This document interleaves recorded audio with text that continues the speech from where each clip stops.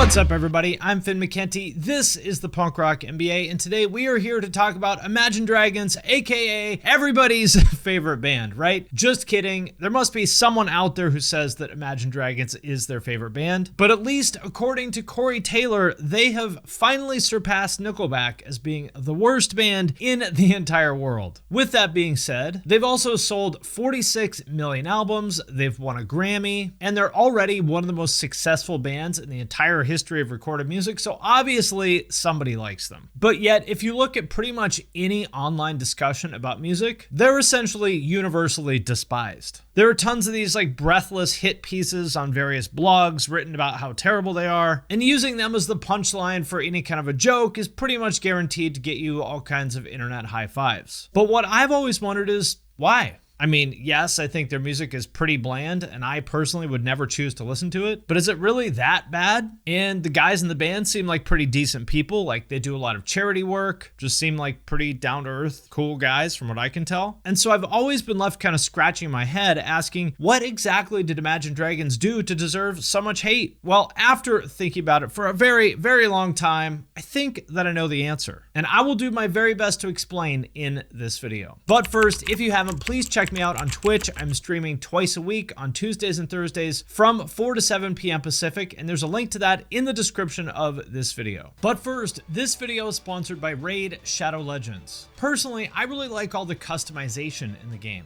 Every one of your champions has multiple slots for gear, and it helps them to really show their best in the battles. And right now, Raid is running an amazing for a bunch of free items. And this promo code is available to both new and existing players until October 25th. Just click my link in the description of this video or scan the QR code here on screen right now, and you'll get unique bonuses worth $30. We are talking a free champion named Tyrell, 200,000 silver, 1 energy refill and 1 XP boost, and 1 ancient shard, so you can summon awesome champions as soon as you get in game. And all of this treasure will be waiting for you right here. In order to understand exactly why people hate Imagine Dragons so much, I want to start with a quick recap of their career. Imagine Dragons started out back in 2008 when their vocalist Dan Reynolds was attending Brigham Young University in Provo, Utah, which, as some of you may know, is best known as the nation's largest Mormon college. And like some of the other guys in the band, he grew up as a Mormon as well. And they started out playing local shows pretty much immediately. They won the BYU Battle of the Bands,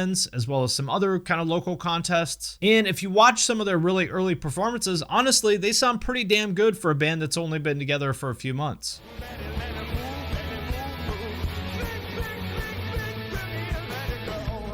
And their first big break came only a year or two after that, when they got a random email from a producer named Alex DeKid, who has produced some absolutely gigantic chart-topping artists like Nicki Minaj, Eminem, Dr. Dre, and Rihanna. And his email was simple: yo, I dig your music, wanna write? And what's interesting is that they actually started out working together, ghostwriting songs for other artists that Alex was working with, including one song that was apparently actually pretty successful. I've had some songs, one of which that I'm a ghostwriter on that I can't say, that did well. Oh, no kidding. You mean your name's not on the credit? It's a really complex situation. But he also helped them hone and polish their own music. They released 3 independent EPs, and to give them credit where it's due, it sounds like they worked extremely hard. For example, after moving from Utah to Las Vegas, where there was a little bit more of a scene, they would play these monster 6-hour sets at casinos that were half originals and half covers, just really building their following one show at a time. All that work paid off, and eventually they got signed in 2011. But their really big breakthrough came in 2012 with the official release of their single It's Time, which blew up after they covered it on the TV show Glee. It's time to begin,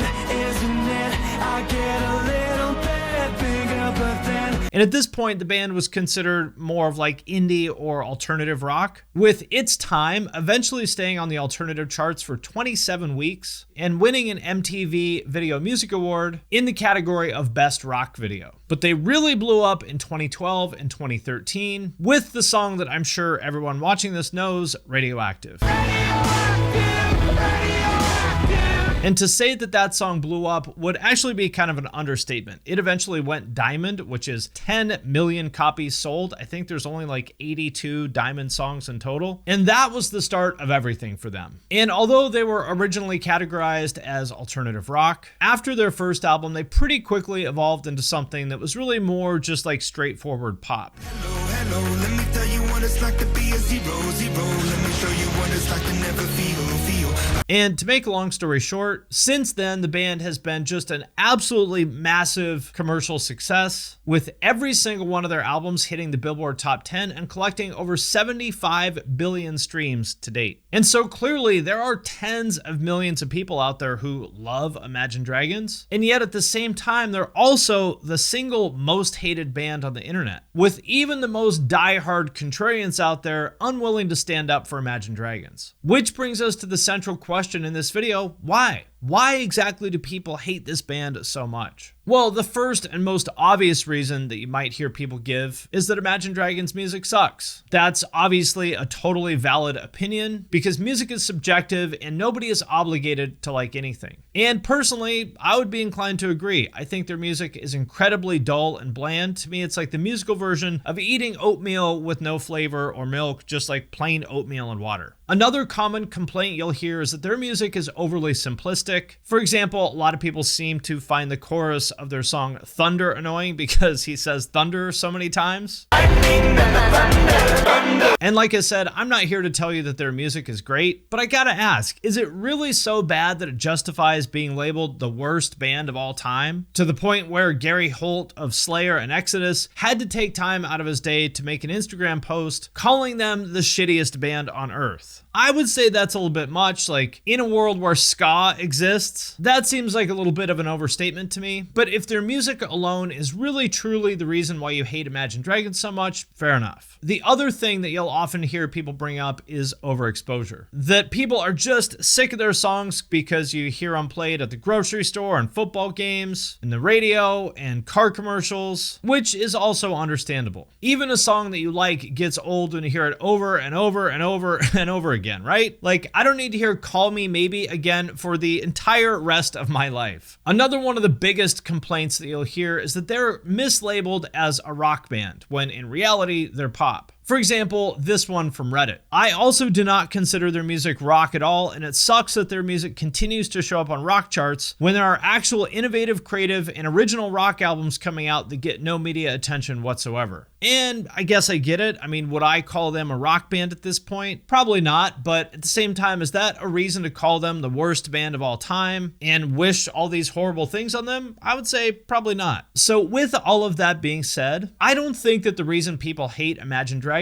actually has to do with the music itself. So what else could it be? Is it maybe the guys in the band themselves? Because I think oftentimes when people say that they hate a band, what they're actually saying is that they hate the people in the band more so than the music. For example, I think that's actually a big part of why people hate Nickelback so much. Their music isn't really that bad, but Chad Kroeger does seem like a pretty douchey guy who writes these just incredibly cringe, creepy lyrics. But that doesn't seem to be the case with Imagine Dragons. In fact, they actually seem to be pretty decent people from what I can tell. For example, their singer Dan Reynolds is a very outspoken advocate for the LGBTQ community who calls out a lot of the anti-gay stuff in the Mormon church, maybe because he feels guilty for being part of that in the past, I don't know. And he has personally raised over $1 million for some LGBTQ charities. And the same seems to be true of their bassist. He gave away $1,000 a day for an entire year to different charities. Pretty cool, right? And I'm not saying that giving away some money, especially when you're rich, means that you're like automatically a perfect person, but it does seem like it should at least count for something, right? And so to me, they do seem like genuinely thoughtful guys. So I don't think any of that really gets to the bottom of the hate for Imagine Dragons. I think the real reasons for it have more to do with the universal human need for group identity. And if you'll bear with me for a minute, I'll explain what I mean. Humans are social creatures. We all want to belong to something bigger than ourselves and identify as part of that group. We all want to belong as something larger than ourselves, identify as part of that group, and have other people see us as part of it. And so we all choose some kind of identity, consciously or unconsciously. For some people, that identity is about their religion. For others, it's being a fan of a sports team, or maybe some media property like Harry Potter or Star Wars. And so you'll see people get tattoos of the Raiders logo or some piece of Harry Potter or Star Wars lore to show the world that they're a member of that group. It could also be something a little bit less concrete, like being emo or a hype beast. Or like in the 2000s, if you wanted people to think that you were one of the cool preppy kids, you bought an Abercrombie hoodie with the logo on it as big as possible. Because that logo was a symbol that said, I'm with them. And this is true of almost everybody. Even, or maybe especially, the people who want to believe that they're nonconformists. For example, look at hippies or punks, both of which kind of pride themselves on being these rugged individualists who think for themselves and march to the beat of their own drum, who can't be labeled. But isn't it funny how a lot of these supposed nonconformists look and act exactly the same as a lot of the other nonconformists in the same subculture? Almost like there's a uniform. If you want to be one of the nonconformists, all you have to do is dress just like us and listen to the same music we do.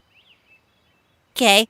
And now, if you're wondering what all this has to do with Imagine Dragons, here's the connection. There's a group of people out there whose identity revolves around disliking and rejecting any kind of mainstream music because they want people to see them as someone who has quote-unquote good taste in music. This is the group identity that they've chosen, and it's very important for them that the world sees them as such. I'll call these people the quote-unquote real music fans because this is how they talk about it, right? Like anything that they like is real music. Like remember all those anti-Justin Bieber Facebook memes in 2010 or whatever, where they would compare Justin Bieber or Nicki Minaj to critically acclaimed real music like Queen or Prince or the Beatles as a way of showing all their Facebook friends that they had quote-unquote good taste? Well, it's the same kind of energy now for Imagine Dragons. You've probably noticed that as something grows in popularity, the amount of haters it gets also grows. And the reverse is true as well. When that thing isn't popular anymore, the haters kind of lose their energy for it. And not because the thing that they hated sucks any less than it did in the first place, but because their hate wasn't ever really based on the thing itself, it was based on the thing being popular. For example, look at Nickelback. These days, people don't hate on that band nearly as much as they did 10 years ago. And think about it, their music isn't really any better or worse than it ever was. It's just that they are no longer really the face of mainstream rock. That is Imagine Dragons. But I actually think it goes even deeper than people just hating Imagine Dragons, Nickelback, and Justin Bieber simply because they're popular. One of the unspoken assumptions of the quote-unquote real music people is that it's all about authenticity, that matters more than pretty much anything else. That good music has to be authentic and that authenticity comes from darkness. And what I mean by that is that to these people, depression, addiction, anger, and violence are authentic. And this is true pretty much regardless of the genre. For example, if you look at pop country artists like Luke Bryan or Florida Georgia Line, whose music is basically, lighthearted anthems about partying and drinking a Bud Light with your friends down by the river or whatever, that stuff is seen as inauthentic and it's heavily frowned upon by the real music people. But on the other hand, you have country artists like Johnny Cash, who have a lot more of these dark kind of themes in their music. Those artists are mostly embraced as quote-unquote real music. Because again, in the minds of the real music people, there's this link between authenticity and darkness. And if you look at Imagine Dragons, well, there's really nothing at all dark about the band. They're a bunch of squeaky clean guys who grew up as Mormons. And as far as I understand it, they've all walked away from the faith and are no longer Mormon. But they do seem like they're still very, very G-rated. 26, you didn't have sex until you were 26? And that's it. One woman. I'm a one-woman guy. And sometimes you kind of get these hints where it feels like the music could be hiding a little bit of darkness somewhere that's just waiting to come out. For example, in Radioactive, it kind of gets like dramatic and intense at points. And you think, okay, maybe this is it. But then you watch the video and no, it's just cartoon puppets wrestling with each other.